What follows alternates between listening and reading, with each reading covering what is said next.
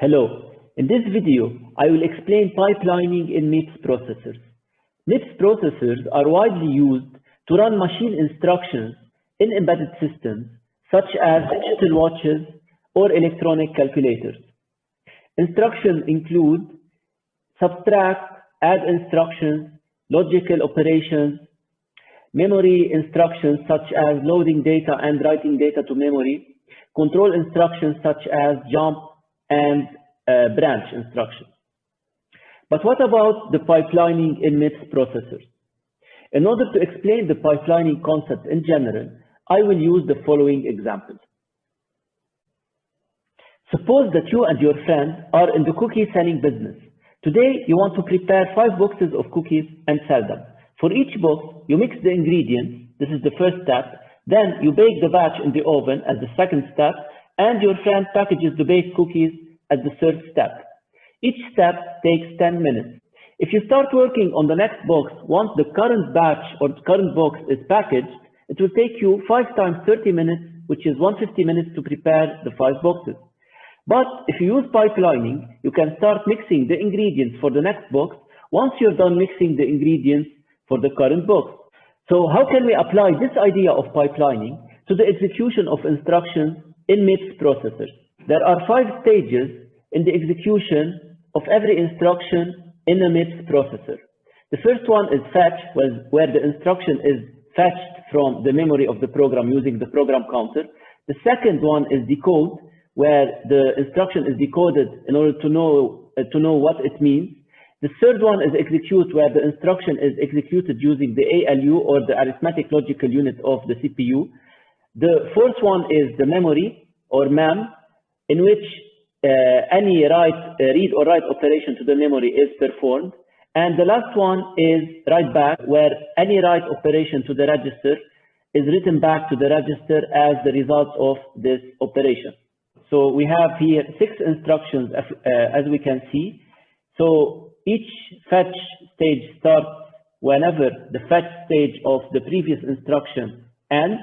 So we have here, for example, 6 instructions. Instead of taking 6 times 5, which is 30 cycles here, the total of 6 instructions take 10 cycles in this example. In each cycle, we should have an instruction that is being executed completely. But in reality, this is not the case. Suppose we have the following 2 instructions.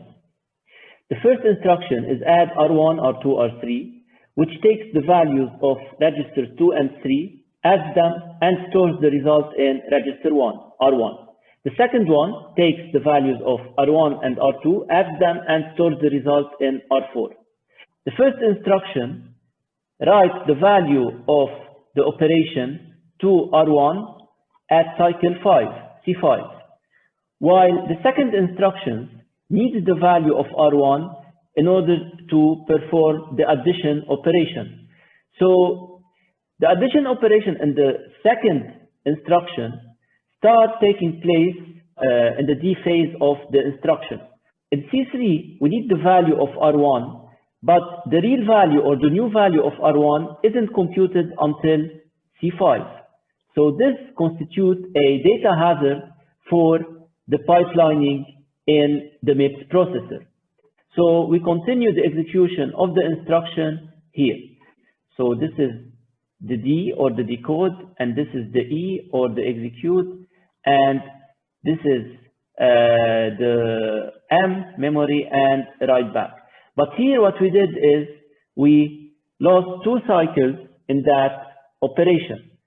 So actually, because these operations and because the dependency between the operations or the instructions is very common in MIPS assembly language, stalling or delaying the execution of instructions will affect the performance of the program. So the other solution is forwarding the result from the execute stage to the execute stage of the following operation. So here we have a pipeline register that stores the result of the execute, and we don't need to wait for the write back on the register to happen, what we do here is we take this result and we forward it to the execute of the following instruction using some computer hardware. I hope that this video helped you gain a high-level understanding of pipelining in MIPS processors. Thank you for watching.